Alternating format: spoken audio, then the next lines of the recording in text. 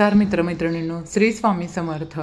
परान्न घ्यावं का आणि परान्न घेतल्यावर माणसाच्या जीवनावर काय परिणाम होतो आणि जर तुम्हाला परान्न घ्यावं लागत असेल तर ते घेत असताना काय म्हणावं म्हणजे दोष लागणार नाहीत, या संदर्भात सर्व माहिती आजच्या या व्हिडिओमध्ये आपण जाणून घेणार आहोत. तर व्हिडिओला सुरुवात करूया एका कथेच्या माध्यमातून. ही कथा ऐकल्यानंतर तुम्हाला समजेल की परान्न घ्यावं की नाही. तर बघा, गाणगापुरात एक बहुश्रुत वेदज्ञ ब्राह्मण होता. तो कर्ममार्गी होता, परमज्ञानी होता. तो कुणाकडून दान घेत नसे, कुणाच्याही घरी भोजनासाठी जात नसे, तो कोणाशीही वादविवाद घालीत नसे, तो चुकून सुद्धा कधी खोटं असत्य बोलत नसे. तो नेहमी 5 घरी कोरडी भिक्षा मागून पोट भरीत असे. त्याची पत्नी याच्या उलट, अगदी उलट होती. ती सदैव उद्विग्न असे, म्हणजे पतीशी नेहमी भांडण करत असे. अन्नाची मोठी लोभी होती. त्या काळी गाणगापुरात अनेक श्रीमंत लोक येत असत व सहस्र भोजन घालीत असत. गावातले असंख्य ब्राह्मण तेथे भोजनासाठी जात असत व त्या ब्राह्मणाच्या घरी जाऊन सहस्र भोजनाचे रसभरीत वर्णन करीत. ते ऐकून ती स्त्री मनातल्या मनात म्हणे, माझे नशीबच खोटे, मला स्वप्नातही असले गोडधोड खायला मिळत नाही. या दरिद्री ब्राह्मणाशी लग्न करून मी मोठी चूक केली आहे. केवळ त्याच्यामुळे मला भोजनाला जाता येत नाही. माझे पूर्वजन्मीचे पाप म्हणून मला असे दारिद्र्यात दिवस काढावे लागत आहेत. गावातल्या इतर बायका किती भाग्यवान आहेत, त्यांना त्यांच्या पतीबरोबर भोजनाला जाता येतं. माझा पती कधीही परान्न घेत नाही, त्यामुळं मलाही भोजनाला जाता येत नाही. माझे नशीबच फुटके, दुसरं काय. परमेश्वरा, मी काय करू, असं ती नेहमी दुःख करीत असे.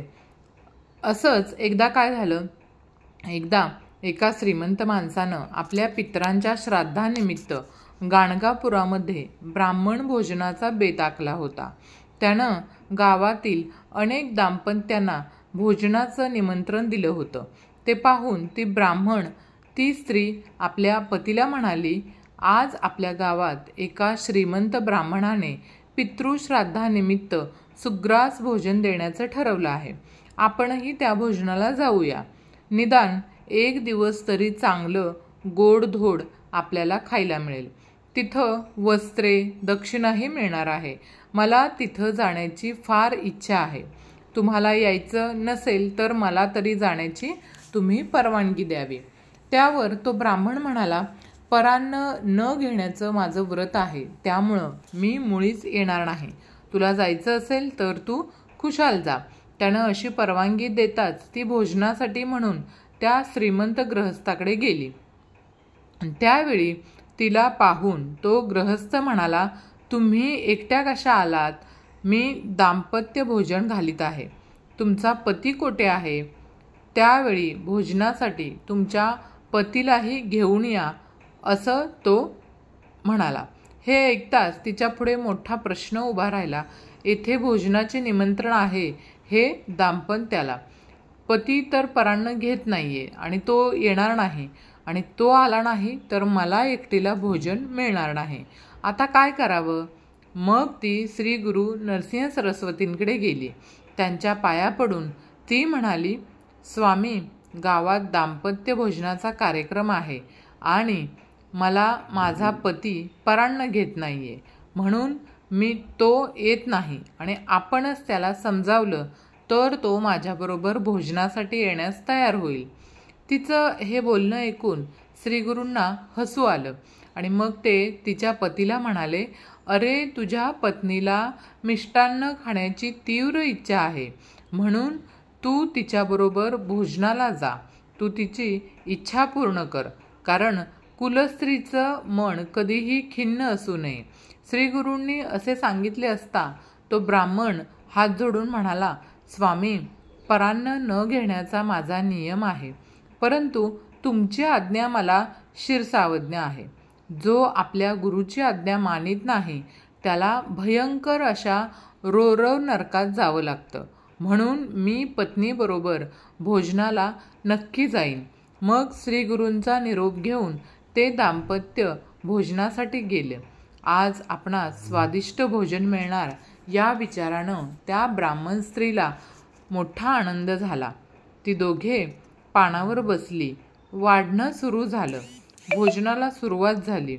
त्यावेळी त्या ब्राह्मण स्त्रीला एक विलक्षण अशुभ दृश्य दिसलं. आपल्या पानातील अन्न डुकरे आणि कुत्रे खात आहेत. ते दृश्य पाहून घाबरलेली ती स्त्री एकदम पानावरून उठली.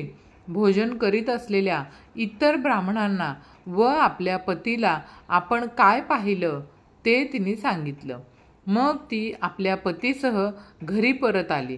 ती पतीला म्हणाली, तुम्ही कुत्र्याने व डुकराने उष्टे केलेले अन्न खाल्लेत असं मला दिसलं.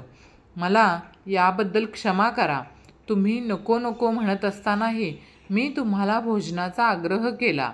माझं चुकलं. हे ऐकून त्या ब्राह्मणाला अतिशय राग आला. तो दुःखाने म्हणाला, माझे दुर्दैव म्हणून तुझ्याबरोबर भोजनाला आलो. माझा नेम तर तू मोडलाच. शिवाय कुत्र्याने व डुकराने तोंड लावलेले अन्न मला खावे लागले. त्यानंतर तो ब्राह्मण पत्नीसह श्रीगुरूंच्याकडे आला आणि दोघांनी श्रीगुरूंना भक्तिभावानं नमस्कार केला. तेव्हा श्रीगुरू हसत हसत त्या ब्राह्मण पत्नीला म्हणाले, काय परान्नाचं सुख कसं वाटलं? परान्न घेत नाही म्हणून तू सदैव आपल्या पतीला नावं ठेवत होतीस. आता तुझी इच्छा पूर्ण झाली ना? श्रीगुरू असे म्हणाले असता ती स्त्री श्रीगुरूंच्या पाया पडून म्हणाली, स्वामी मला क्षमा करा. मी खरोखर अज्ञानी आहे.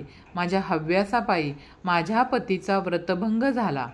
मी त्यांना हट्टाने परान्नासाठी नेलं. मी मोठाच अपराध केला आहे आणि मला स्वामी तुम्ही मला क्षमा करा. मग तो ब्राह्मण श्रीगुरूंच्या पाया पडून म्हणाला, या माझ्या पत्नीमुळं माझा नेम मोडला. ही माझी पत्नी नाही, वैरिणी आहे. हिच्यामुळं माझ्या हातून नेम मोडण्याचं पाप घडलं आहे. आता मी काय करू? त्यावर श्रीगुरू हसून म्हणाले, चिंता करू नकोस. तू तुझ्या पत्नीची परान्नाची वासना पुरवली आहेस. आता तिचे मन तृप्त झाले आहे. आता ती पुन्हा कधीही परान्नाची इच्छा करणार नाही. शिवाय तू तिकडे भोजनासाठी गेलास तो आमच्या आज्ञेनं. त्यामुळं तुला कसलाही दोष लागणार नाही. आता मी तुला आणखीन एक गोष्ट या ठिकाणी सांगतो. जर एखाद्या ब्राह्मणाला श्राद्ध कर्माच्या वेळी योग्य ब्राह्मण मिळाला नाही, त्याचे ब्राह्मणाअभावी कार्य अडून राहिले, तर तू त्याच्याकडे भोजनाला जावंस. त्यामुळं तुझ्या हातातून धर्मकार्य घडेल. पण अशा वेळी तू गेला नाहीस तर त्याचा शाप तुला लागेल.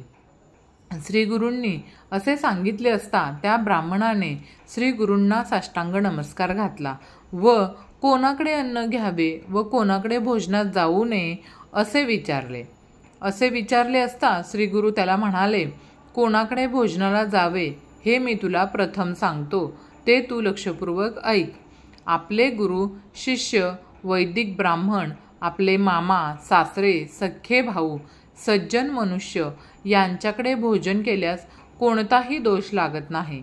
एखादा ब्राह्मणाविना अडला असेल तर त्याच्या घरी भोजन घ्यावे. त्यावेळी गायत्री मंत्राचा जप करावा, म्हणजे कोणताही दोष लागत नाही. आता अन्न वर्ज्य करण्याची घरं सांगतो तुला. त्याचं सविस्तर विवेचन मी केलेलं आहे. ते खूप मोठं आहे. ते तुला मी सारांश रूपानं सांगतो, ते तू ऐक. आपल्या आई वडिलांकडून आपली सेवा करून घेणारा, धनलोभी, आपल्या बायका मुलांचं हाल करणारा, गर्विष्ठ, मल्ल असलेला ब्राह्मण, विनावादक, समाजाने बहिष्कृत केलेला, याचक वृत्तीचा, स्वतःची स्तुती करणारा, परनिंदा करणारा, क्रोधी, पत्नीने टाकलेला, तामसी वृत्तीचा, कंजूस, दुराचारी, ढोंगी, व्यभिचारी, निपुत्रिक, विधवा स्त्री, स्त्रीच्या अधीन असलेला पुरुष, ब्राह्मण दारू तयार करणारा, आपल्या जाराबरोबर राहणारी बाहेरखाली स्त्री, चोर, कपटी पतीकडून धन घेणारा, सौदागर, देवभक्ती न करणारा, जुगारी, स्नान न करता भोजन करणारा, संध्यावंदन न करता कधीही दानधर्म न करणारा, आपल्या पित्रांचं श्राद्धकर्म न करणारा, दांभिकपणे जप करणारा, पैसे घेऊन जप करणारा, दुसऱ्यांवर केलेले उपकार बोलून दाखवणारा, तसंच व्याजाने पैसे देणारा, विश्वासघातकी, कुल परंपरा मोडणारा, हिंसक, खुनी, आशाळभूत, परान्न घेणारा आणि पंचमहायज्ञ न करणारा, घरच्या अन्नाची निंदा करणारा व परान्नाची प्रशंसा, अन्नाची घरच्या निंदा करणारा, परग्रही करणारा, अशा लोकांच्याकडे कधीही भोजनात जाऊ नये. अशा ठिकाणी भोजनात जाऊ नये. अशा ठिकाणी भोजनात गेल्यास त्या त्या यजमानाचे दोष आपल्याला लागतात. म्हणून अशा यजमानांच्या घरी भोजन घेऊ नये. त्याऐवजी भूमिदान, सुवर्णदान, गज, अश्व, रत्नदान केल्यास दोष लागत नाहीत. परान्न घेतल्यामुळे जसे दोष लागतात त्याप्रमाणे परस्त्रीगमन केल्यास नरकवास भोगावा लागतो. अमावस्येला परान्न घेतल्यास मास पुण्य जातं. आपल्या कन्येला पुत्र झाल्याशिवाय तिच्या घरी भोजनात जाऊ नये. त्याचप्रमाणे सूर्यचंद्रग्रहणाच्या दिवशी अन्न घेऊ नये. सुवेर किंवा सुतक असलेल्यांच्या घरी भोजन करू नये. ब्राह्मणांनी जर आपला आचारधर्म पाळला तर त्यांना कधीही दैन्य दारिद्र्य भोगावं लागत नाही. सर्व देवदेवता त्यांच्या अंकित होतात. त्याला महासिद्धी प्राप्त होते आणि घरामध्ये सर्व प्रकारच्या सुखसोयी सुविधा उपलब्ध होतात. कारण घरातल्या लोकांची बुद्धी सुव्यवस्थित चालते. त्यामुळं परान्न कधीही घेऊ नये. लग्न न जमणं, मुलं होण्यासाठी अडचण येणं, सतत पैशाची चणचण भासणं, अशा समस्या त्या घरामध्ये निर्माण होऊ शकतात. चोरीचं खाऊन चोरी करण्याचं मन होतं. आता तुम्हाला पुढे एक गोष्ट सांगणार आहे. ती गोष्ट पहा. बासमती तांदूळ विकणारा एक व्यापारी रोज रेल्वेने प्रवास करत असे. त्याच्यातून एकदा स्टेशन मास्तरांशी ओळख झाली. पुढं त्यांचं गाढ मैत्रीत रूपांतर झालं. स्टेशन मास्तरांशी मैत्रीमुळे त्याला बोगीतून चोरून काढलेला सुवासिक तांदूळ अगदी स्वस्तात चांगला मिळू लागला. असं खूप दिवस चाललं. व्यापाऱ्यानं विचार केला की इतकं पाप होतंय तर थोडा दानधर्म पण आपण करायला हवा. एक दिवस त्याने बासमती तांदळाची खीर बनवली आणि एका साधूला आमंत्रित केलं. त्यानुसार साधू महाराजांनी व्यापाराच्या आमंत्रणाचा स्वीकार करून त्याच्या घरी गेले. पाहुणचार घेतला, भोजन केलं, खिरीचा आस्वाद घेतला. दुपारची वेळ होती. व्यापारी म्हणाला, महाराज थोडा वेळ आराम करा, ऊन कमी झालं की मग तुम्ही जा. तर त्यावेळी साधू महाराजांनी ते ऐकलं आणि ते आराम करत असलेल्या बेडमध्ये लपवून व्यापाराने खूप मोठ्या रकमेच्या नोटांची बंडल ठेवली होती. साधू महाराजांनी त्या बेडवर आराम केला. त्यांना नोटांची चाहूल लागली. इतक्या बंडलांपैकी 2-4 बंडल झोळीत घातले तर काय फरक पडणार आहे? व्यापाराला तरी समजणार देखील नाही. असा विचार करून त्यांनी 3-4 बंडल झोळीत घातले. संध्याकाळी व्यापाराला आशीर्वाद देऊन साधू महाराज निघून गेले. दुसऱ्या दिवशी व्यापारी नोटा मोजायला बसल्यावर त्याच्या लक्षात आलं की पैसे कमी आहेत. व्यापारी विचार करू लागला की महाराज कसे काय चोरी करतील. व्यापाऱ्यानं नोकरांची पिटाई चालू केली. इतक्यात साधू महाराज तिथे पोहोचले. आपल्या झोळीतून नोटांची बंडल काढून व्यापाऱ्याला देत म्हणाले, नोकरांना मारू नका, मी पैसे घेऊन गेलो होतो. त्याच्यानंतर व्यापारी म्हणाला, महाराज तुम्ही कसे पैसे चोराल? इथे नोकरांकडे चौकशी सुरू केल्यानंतर भीतीने त्यांच्यापैकी कुणीतरी तुम्हाला ते पैसे दिले असतील आणि नोकराला वाचवण्यासाठी तुम्ही असं बोलत असाल. साधू महाराज म्हणाले, हा दयाळूपणा नाही, खरंच मी मोहापायी पैसे चोरले होते. साधू महाराज म्हणाले, शेठ तुम्ही खरं सांगा, काल तुम्ही खीर का आणि कशाची बनवली होती? तर तेव्हा व्यापाऱ्याने खरी खरी सर्व हकीकत साधू महाराजांना सांगितली. साधू महाराज म्हणाले, चोरीच्या तांदळाची खीर खाल्ल्यामुळं माझ्या मनात पण चोरीची भावना निर्माण झाली. सकाळी जेव्हा माझं पोट मोकळं झालं तेव्हा माझी बुद्धी पुन्हा जागेवर आली आणि माझ्याकडून किती मोठी चूक झाली त्याची जाणीव मला झाली. तर माझ्यामुळे बिचाऱ्या नोकरांना त्रास झाला असेल, म्हणून तुमचे पैसे परत करायला मी या ठिकाणी आलो. म्हणूनच जसं खाऊ अन्न तसं होईल मन, जसं पिऊ पाणी तशी होईल वाणी, जशी शुद्धी तशी बुद्धी, जसे विचार तसा संसार.